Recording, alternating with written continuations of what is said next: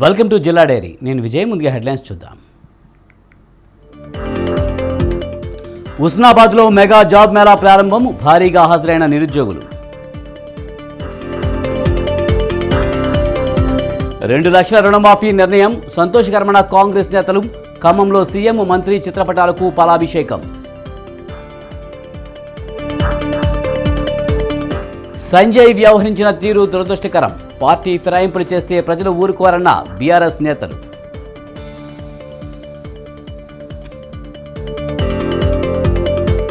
ఉట్నూరులో ఆదివాసీ నేతల ధర్నా. లంబాడీలను ఎస్టీ జాబితా నుంచి తొలగించాలని డిమాండ్.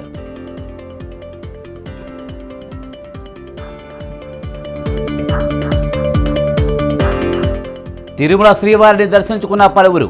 స్వామివారికి మొక్కులు చెల్లించుకున్న నేతలు.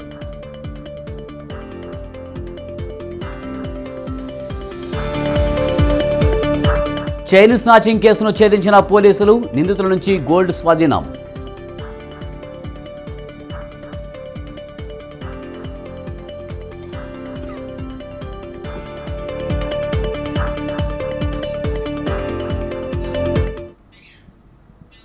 హుస్నాబాద్లో తెలంగాణ రాష్ట్ర యోజన సర్వీసుల ఆధ్వర్యంలో మెగా జాబ్ మేళాను మంత్రి పొన్నం ప్రభాకర్, కలెక్టర్ మను చౌదరి ప్రారంభించారు.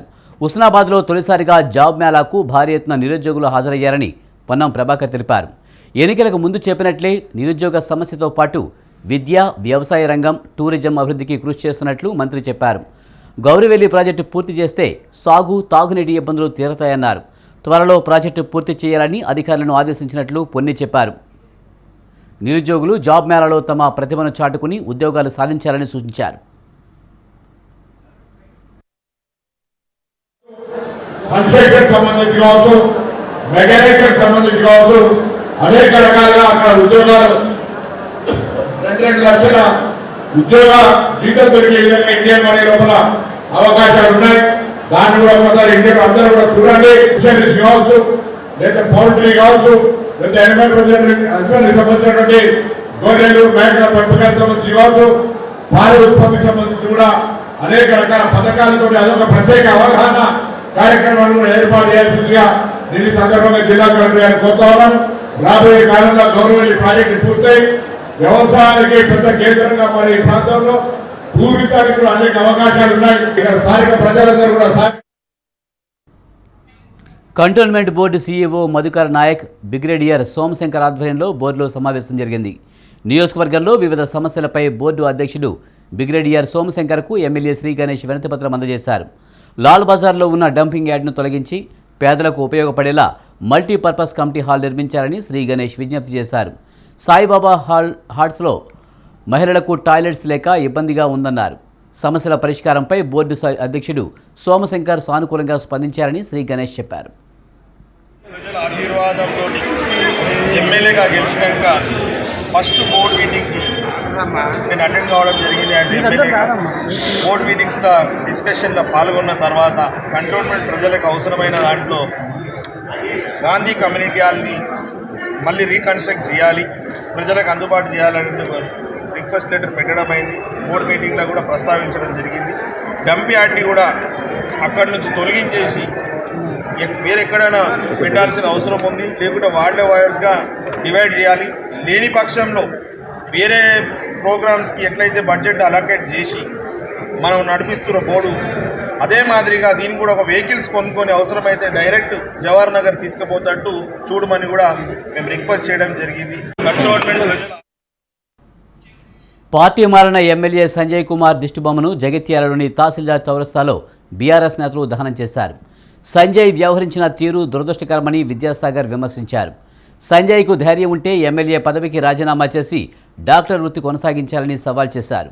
నీతి నిజాయితీ ఉంటే, తెలంగాణ పౌరుషం ఉంటే, రాజకీయాల పట్ల గౌరవం ఉంటే తక్షణమే పదవికి రాజీనామా చేయాలని సంజయ్ను కుప్పల ఈశ్వర్ డిమాండ్ చేశారు. ఒక పార్టీ నుంచి ఎన్నికై మరో పార్టీలో చేరితే ప్రజలు క్షమించారని హెచ్చరించారు. ఈ కార్యక్రమంలో ఆ పార్టీ జిల్లా అధ్యక్షుడు విద్యాసాగర్ రావు, మాజీ మంత్రి కుప్పల ఈశ్వర్, జడ్పీ చైర్పర్సన్ దావా వసంత్ పాల్గొన్నారు. అదేవిధంగా టీఆర్ఎస్ పార్టీ కార్యకర్తల యొక్క కష్టం చేత ఎన్నుకోబడ్డటువంటి మీరు, మీకు నీతి నిజాయితీ ఉంటే, అదేవిధంగా రాజకీయాల పట్ల గౌరవం ఉంటే తెలంగాణ బిడ్డలే అయితే, తెలంగాణ పౌరుషం మీకు ఉన్నట్టయితే ఇలా కడియం క్లియర్ కావచ్చు, లేదంటే మన పోచారం శ్రీనివాసరెడ్డి కావచ్చు, డాక్టర్ సంజయ్ కుమార్ కావచ్చు, దానం నాగేందర్ కావచ్చు, తక్షణమే మీ పదవులకు రాజీనామా చేయాలని మేము డిమాండ్ చేస్తున్నాం. మీరు రాజీనామా చేసి ఏ పార్టీలకు పోతారో పోండి, కానీ మరి ఈ పార్టీ నుంచి ఎన్నికై ఈ పార్టీకి ద్రోహం చేయడం ఇది ప్రజలు క్షమించరు. మీరు బ్రతుకున్నంత. ఖమ్మంలో మంత్రి తుమ్మల నాగేశ్వరరావు క్యాంపు ఆఫీసులో కాంగ్రెస్ నాయకులు కార్యకర్తలు సీఎం రేవంత్ రెడ్డి తుమ్మల చిత్రపటాలకు పాలాభిషేకం చేశారు. కాంగ్రెస్ పార్టీ ఎన్నికల్లో ఇచ్చిన హామీలలో భాగంగా రైతులకు 2 లక్షల రూపాయల రుణమాఫీని ఏకకాలంలో చేయబోతుందనడంతో వారు హర్షాతిరేకాలు వ్యక్తం చేశారు. వరంగల్ సభలో రాహుల్ గాంధీ రైతుల రుణమాఫీపై డిక్లరేషన్ చేశారని డీసీసీ చీఫ్ పువ్వాళ్ల దుర్గాప్రసాద్ గుర్తు చేశారు. ఆ డిక్లరేషన్ ప్రకారం రైతు రుణమాఫీని మేనిఫెస్టోలో పెట్టి ఇప్పుడు కేబినెట్ నిర్ణయం చేయడం పట్ల ఆయన హర్షం వ్యక్తం చేశారు. తెలంగాణ రాష్ట్ర ప్రభుత్వం ఏ ఆంక్షల మేరకు, ఏ ఆకాంక్షల మేరకు అయితే ఆ రోజు వరంగల్ డిక్లరేషన్లో రాహుల్ గాంధీ గారు మరి రైతు అంగానికి పూర్తిగా ఆ రోజు ఒక రచ్చబండల ద్వారా కూడా ప్రతి గ్రామంలో కూడా కార్యక్రమాలను పెట్టి రైతు పక్షపాతిగా కాంగ్రెస్ పార్టీ వ్యవహరిస్తుందని, ఇది రైతుల ప్రభుత్వం అని చెప్పడం కోసం మరి ఆ రోజు ఒక డిక్లరేషన్ చేశారు. దాంట్లో రైతులకి 2 లక్షల రూపాయలు రుణమాఫీ చేస్తానని ఆ రోజు చెప్పినటువంటి మాటని అదే మేనిఫెస్టోలో కూడా పెట్టి దాన్ని తూచా తప్పకుండా నిన్న కేబినెట్ లో కూడా మరి కేబినెట్ నిర్ణయం చేయటం హర్షించదగినటువంటి విషయం. చాలా సంతోషం. తెలంగాణ రాష్ట్ర ప్రభుత్వం ఏ ఆంక్షల మేరకు, ఏ ఆకాంక్షల మేరకు అయితే ఆ రోజు వరంగల్ డిక్లరేషన్లో రాహుల్ గాంధీ గారు మరి రైతు అంగానికి పూర్తిగా ఆ రోజు ఒక రచ్చబండల ద్వారా కూడా ప్రతి గ్రామంలో కూడా. కాకినాడ వైసీపీ కార్యాలయానికి మున్సిపల్ కార్పొరేషన్ అధికారులు నోటీసులు ఇచ్చారు. అక్రమ నిర్మాణాలపై వారం రోజులలోగా సమాధానం చెప్పాలని వైఎస్ఆర్ కాంగ్రెస్ పార్టీ జిల్లా అధ్యక్షుడు కన్నబాబుకు ఈ నోటీసులను అధికారులు అందజేశారు. అక్రమ నిర్మాణాలను తక్షణమే నిలిపివేయాలని, వాటిని ఎందుకు తొలగించకూడదో వారం రోజుల్లో వివరణ ఇవ్వాలని కార్పొరేషన్ అధికారులు కన్నబాబును ఆదేశించారు.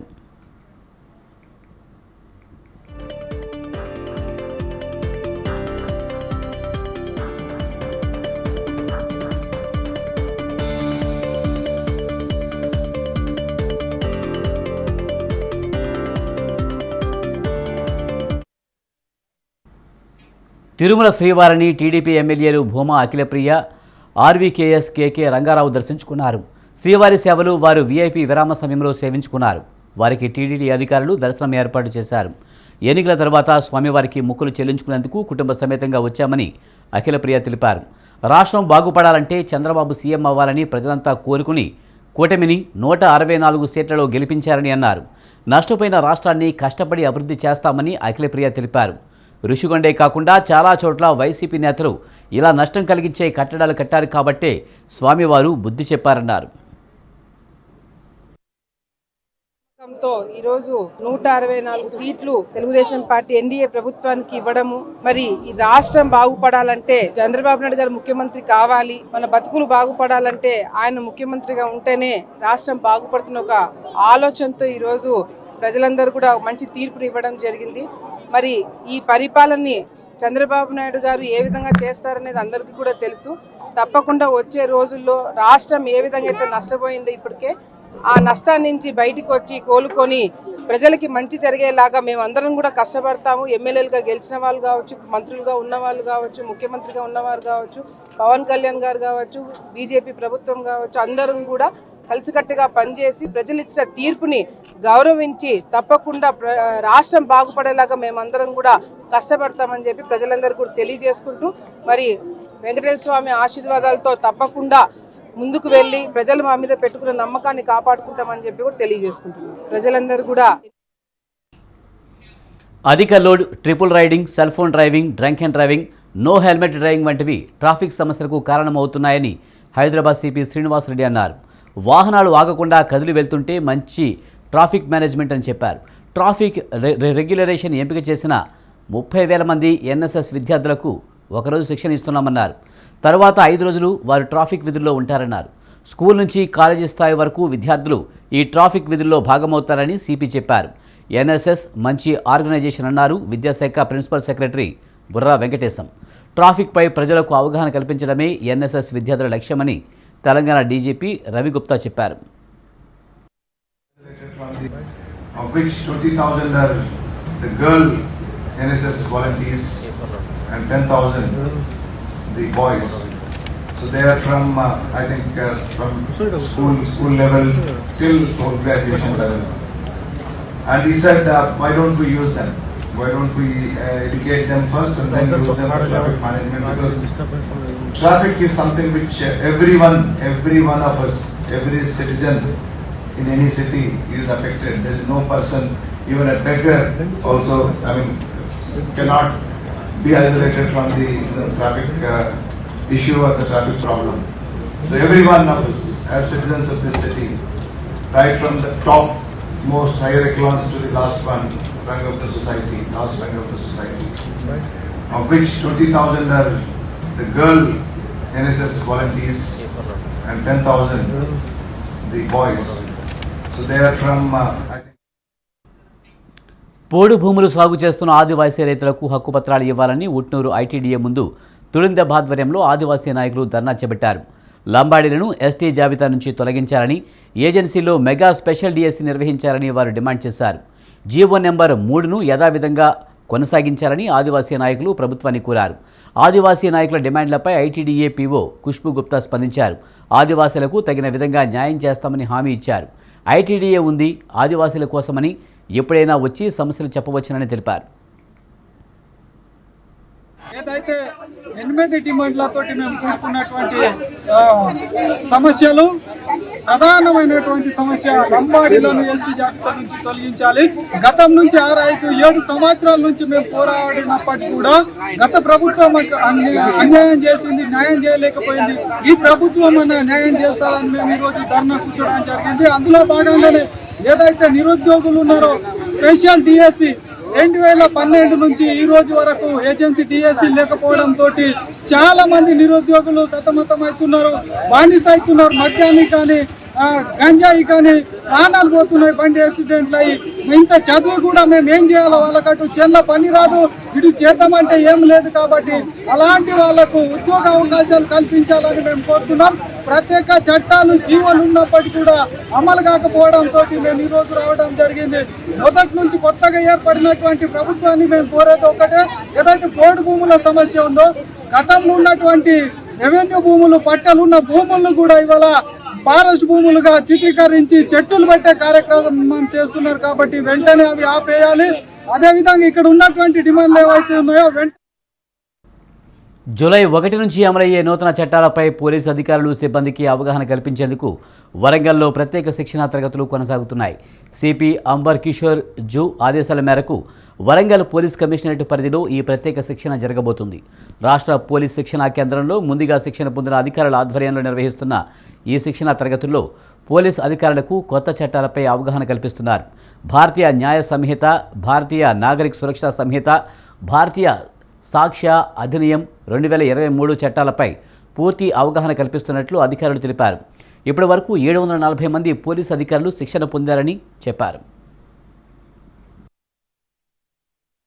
చేయబడే ప్రకటనలు ఏదైనా ఒక మతంకు చెందిన వారు కానీ లేక ఒక ప్రాంతీయ భాషకు చెందిన రాజ్యాంగ విధేయతను యొక్క సర్వసత్తాధికారం భారత సముద్ర తీరం విద్యాలని చెప్పేసి ఇది కొత్త ప్రొవిజన్స్, కొత్త శిక్షణ. ఇవన్నీ విశ్వాసం సన్నగిలే విధంగా చేయబడే ప్రకటనలు ఏదైనా ఒక మతంకు చెందిన వారు కానీ లేక ఒక ప్రాంతీయ భాషకు చెందిన రాజ్యాంగ విధేయతను యొక్క సర్వసత్తాధికారం భారత సముద్ర తీరం విద్యాలని చెప్పేసి ఇది కొత్త ప్రొవిజన్స్, కొత్త శిక్షణ. ఇవన్నీ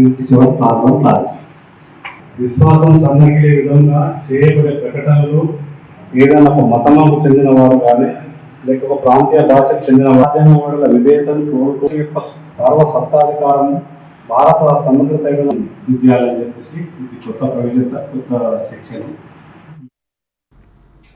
మంచిర్యాల జిల్లా జాతీయ రహదారుల ప్రాంతీయ అధికారి కార్యాలయం ఎదుట రైతులు ఆందోళన చేపట్టారు. కేంద్ర ప్రభుత్వం చేపట్టిన గ్రీన్ ఫీల్డ్ హైవే కోసం తమ భూములు తీసుకోవద్దని రైతులు ప్రధాని నరేంద్ర మోడీ, అమిత్ షాల ప్లాకార్డులతో ఆందోళన చేపట్టారు. ఎల్లంపల్లి జలాశయం కోసం ఇప్పటికే తమ భూములను త్యాగం చేశామని, మరోసారి భూములు కోల్పోలేవని ఆవేదన వ్యక్తం చేశారు. దండేపల్లి మండలం గూడెం నుంచి మందమరి మండలం రామకృష్ణాపూర్ వరకు జాతీయ రహదారిని నిర్మించడం కోసం 3 సార్లు అలైన్మెంట్ మార్చారని వారు ఆరోపించారు. స్థిరాస్తి వ్యాపారులు కొమ్ము కాస్తూ రైతులకు అన్యాయం చేసేలా అలైన్మెంట్ మార్చారని వారు ఆవేదన వ్యక్తం చేశారు. ఈ రోడ్ నిర్మాణం కోసం అలైన్మెంట్ తీసిను ఢిల్లీ పెద్దలు వచ్చి ఆ అలైన్మెంట్ ప్రకారంగా ఎవరికి కూడా నష్టం లేకుండే, కానీ ఆ అలైన్మెంట్ ప్రకారంగా దాన్ని గెజిట్ ఇవ్వకుండా, దానికి జీవో ఇవ్వకుండా 1232 నెంబర్ తోటి మళ్ళీ ఒక గెజిట్ పాస్ చేసి ఈ నెంబర్ ప్రకారంగా బ్రౌన్ ఫీల్డ్ ప్రకారంగా మేము రోడ్ వేస్తున్నాం అని చెప్పి వాళ్ళే చెప్పి 2024 మార్చి వరకు కూడా కాలయాపన వేసి దాన్ని ల్యాబ్స్ వేసి మళ్ళీ 702 అనే పేరు మీద మళ్ళీ ఒకటి గ్రీన్ ఫీల్డ్ అని తీసుకొచ్చి వాళ్ళ మొత్తం ఎల్లంపల్లి ప్రాంత భూ నిర్వాసితులు ఎవరైతున్నారో ఆ ప్రాజెక్టు కింద ఆల్రెడీ భూములు కోల్పోయి వచ్చినటువంటి అరకొర పైసలతోటి భూములు కొనుక్కొని జీవనం కూడా కొనసాగిస్తున్నటువంటి వాళ్ళని ఇవాళ మరోసారి వాళ్ళ మీద ఈ అలైన్మెంట్ని తీసుకొచ్చి పడేసి 3వ అలైన్మెంట్ ఇది పక్కా ఖరారైపోయింది, మీరు భూమి ఇవ్వాల్సిందే అని చెప్పి ఇవాళ పోలీసులు రెవెన్యూ వాళ్ళు దౌర్జన్యంగా తీసుకునేటువంటి పరిస్థితికి ఇవాళ ఎన్హెచ్ఐ అధికారులు దిగజారిను. కుట్రలు కుతంత్రాలు చేసి ఢిల్లీ వరకు పోయి ఇవాళ ఈ రైతుల యొక్క నడ్డి విరిచే విధంగా వాళ్ళు వ్యవహరించారు. దానికి ఎన్హెచ్ఐ అధికారులు కూడా ఆజ్యం పోసిండ్రు. గతంలో పనిచేసిన ఎన్హెచ్ఐ అధికారులు పూర్తిగా వాళ్ళతో ములాఖత్ అయిపోయి ఈ యొక్క అలైన్మెంట్లు అనేటి 3 అలైన్మెంట్లు మార్చేటువంటి ప్రక్రియను చేపట్టిండ్రు. ఇవాళ కేంద్ర ప్రభుత్వానికి ఎన్హెచ్ఐ అథారిటీకి దాదాపుగా 3,000 కోట్ల రూపాయల నష్టం జరుగుతూ ఉన్నది. ఇవాళ ఎల్లంపల్లి ప్రాజెక్టులో ఆల్రెడీ ముంపుకు గురైనటువంటి బాధిత రైతులని ఆ భూములు మరోసారి గుంజుకోవడానికి వాళ్ళ ఎన్హెచ్ఐ అధికారులు ప్రయత్నం చేస్తున్నారు. 2018లో వాళ్ళే ఈ రోడ్ నిర్మాణం కోసం అలైన్మెంట్ తీసిను ఢిల్లీ పెద్దలు వచ్చి ఆ అలైన్మెంట్ ప్రకారంగా ఎవరికి కూడా నష్టం లేకుండే, కానీ ఆ అలైన్మెంట్ ప్రకారంగా దాన్ని గెజిట్. కొమరం భీం ఆసిఫాబాద్లో మధ్యాహ్న భోజనం కార్మికులు పెండింగ్ వేతనాలు, గౌరవ వేతనం 10,000 చెల్లించాలనే డిమాండ్తో కలెక్టరేట్ వద్ద కార్మికులు ధర్నా చేశారు. మధ్యాహ్న భోజనం కార్మికుల ధర్నా కార్యక్రమం సిఐటియు ఆధ్వర్యంలో జరిగింది.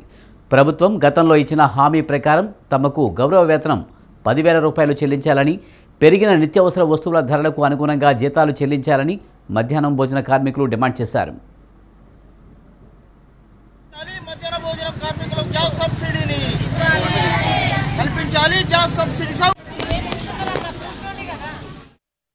కార్మికుల పరిస్థితి దీనంగా ఉంది. మారుమూల గ్రామం నుంచి మధ్యాహ్న భోజన కార్మికులందరూ ఇప్పుడు ఇంతవరకు పెండింగ్ బిల్లులు చెల్లించలేదు. కొత్త గవర్నమెంట్ వచ్చిన తర్వాత ఎన్నికల హామీలో మాకు 10,000 వేతనం ఇస్తామని ప్రకటించిండు. 10,000 వేతనం వెంటనే ఇవ్వాలని మేము డిమాండ్ చేస్తున్నాము. తర్వాత గ్యాస్ సబ్సిడీ ఇవ్వాలని, పిఎఫ్ సౌకర్యం కల్పించాలని, యూనిఫామ్ ఇవ్వాలని, మెను ఛార్జీలు పెంచాలని మేము డిమాండ్ చేస్తున్నాము. తర్వాత ఇప్పుడు పెరిగిన ధరలకు అనుగుణంగా ఇప్పుడు ఒక పిల్లగానికి వాళ్ళు రైస్ మాత్రమే ఇస్తున్నారు 100 గ్రామ్స్. తర్వాత ₹5.45 ఇస్తున్నారు. అవి ఏమాత్రం సింగిల్ చాయ్ కూడా వస్తలేదు, అవి ఏమాత్రము సరిపోవడం లేదు. కాబట్టి ఇవి మెను ఛార్జీలు పెంచాలని. లంబాడీ సామాజిక వర్గానికి చెందిన ప్రజాప్రతినిధికి మంత్రి పదవి ఇవ్వాలని డిమాండ్ చేస్తూ ఈ నెల 28న ముఖ్యమంత్రి రేవంత్ రెడ్డి ఇంటిని ముట్టడిస్తామని నంగాలబేరి లంబాడీ హక్కుల పోరాట సమితి తెలిపింది. ప్రజాపాలన అందిస్తామని ప్రభుత్వాన్ని ఏర్పాటు చేసిన రేవంత్ రెడ్డి కేబినెట్లో ఒక్కరు కూడా లంబాడీ సామాజిక వర్గానికి చెందిన మంత్రులు లేకపోవడం దారుణమని లంబాడీ సంఘాల నేతలు గణేష్ వెంకట్ అన్నారు. ఉద్దేశపూర్వకంగానే సీఎం రేవంత్ రెడ్డి లంబాడీ సామాజిక వర్గాన్ని దూరం పెడుతున్నారని మండిపడ్డారు. ఓవైపు లంబాడీ సామాజిక వర్గానికి అన్యాయం చేస్తూనే మరోవైపు నకిలీ LHPS పేరుతో లంబాడీలను మోసం చేసే కుట్రలు చేస్తున్నారని ఆగ్రహం వ్యక్తం చేశారు. రేవంత్ రెడ్డి కుట్రలను లంబాడీ సామాజిక వర్గం తిప్పికొడుతుందని హెచ్చరించారు.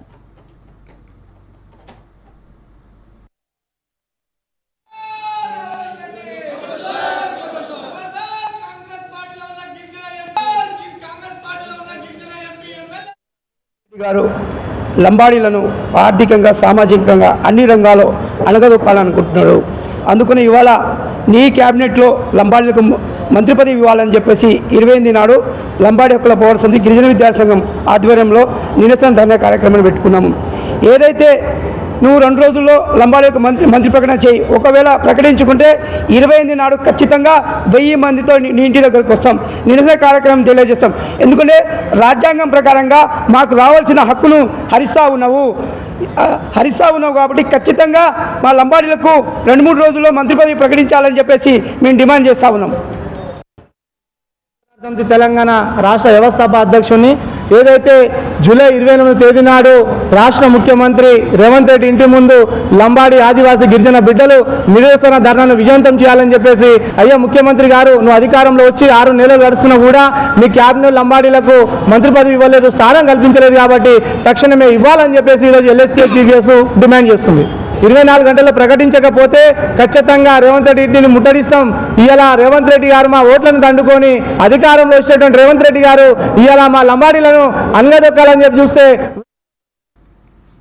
పిల్లల భవిత కోసం అహర్నిశలు శ్రమిస్తూ సర్వత్యాగాలకు సిద్ధమయ్యే నిరుపేద తల్లిదండ్రులు తమ బిడ్డల చదువు కోసం మొయ్యలేని భారాలను మోస్తున్నారు. ప్రభుత్వ పాఠశాలల విద్యార్థులకు సర్కార్ సకల సౌకర్యాలు కల్పిస్తున్నా తల్లిదండ్రులు తమ పిల్లలను ప్రైవేటు స్కూళ్లలోనే చేర్పిస్తున్నారు.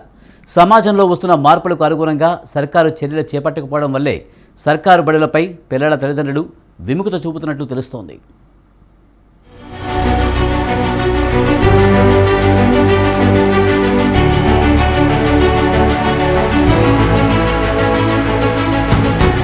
గత సర్కారు హయాంలో సర్కారు స్కూళ్లకు ఆదరణ అంతంత మాత్రమే.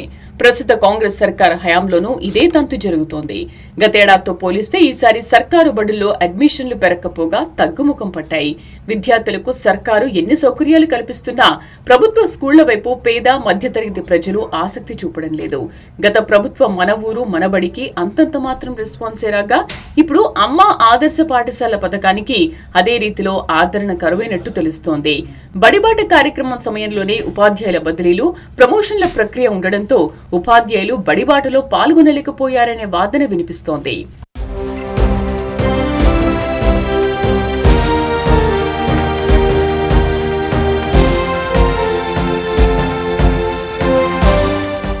తెలంగాణలో ఈ నెల 6 నుంచి 19 వరకు ప్రొఫెసర్ జయశంకర్ బడిబాట కార్యక్రమం సాగింది. ఈ నెల 21వ తేదీ నాటికి 1వ తరగతి నుంచి 10వ తరగతి వరకు 1,47,103 మంది విద్యార్థులు చేరారు. 1వ తరగతిలో 70,116 మంది విద్యార్థులు కొత్తగా అడ్మిషన్లు తీసుకున్నట్టు అధికారులు తెలిపారు. గతేడాది జూన్ 12 నాటికి 1,46,000 మంది కొత్త అడ్మిషన్లు జరిగాయి. అయితే ఈసారి కొత్త అడ్మిషన్లు పెరగపోగా తగ్గాయి. మొత్తంగా రాష్ట్ర వ్యాప్తంగా 26,000 ప్రభుత్వ పాఠశాలల్లో 19 లక్షల మంది విద్యార్థులు చదువులు సాగిస్తున్నట్టు తెలుస్తోంది.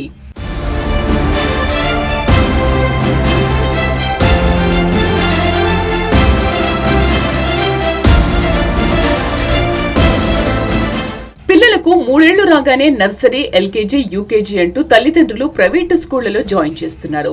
1వ తరగతి వెళ్లేలోపు ప్రైవేట్ స్కూల్లో పిల్లలకు ఓనమాలు నేర్పిస్తున్నారు. దీనికి అనుగుణంగా సర్కారు బడులకు వెళ్లకపోవడం మైనస్ పాయింట్ అవుతుంది. 5 ఏళ్లు వచ్చాకే 1వ తరగతి చేర్చుకోవాలన్న నిబంధన ఉండడం, ప్రీ ప్రైమరీ క్లాసులపై ప్రభుత్వం ఎలాంటి నిర్ణయం తీసుకోకపోవడం సైతం మైనస్ గా మారుతోంది. అంగన్వాడీల గురించి ప్రభుత్వం చెప్పుకొచ్చినా పిల్లల తల్లిదండ్రులు ప్రైవేటు వైపే మొగ్గు చూపుతున్నారు.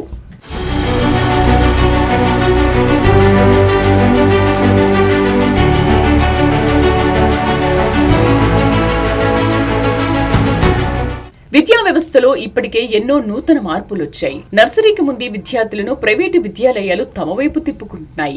ప్లే స్కూల్స్ హవాతో సర్కారు బడులు వెలవెలబోతున్నాయి.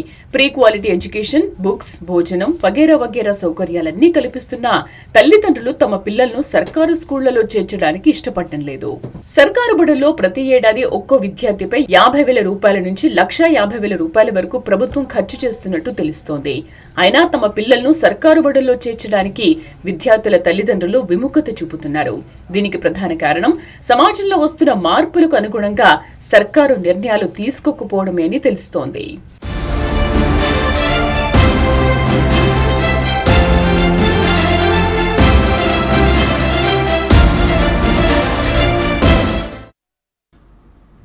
ఇది వాటి జిల్లా డైరీ. చూస్తూనే ఉండండి స్వతంత్ర.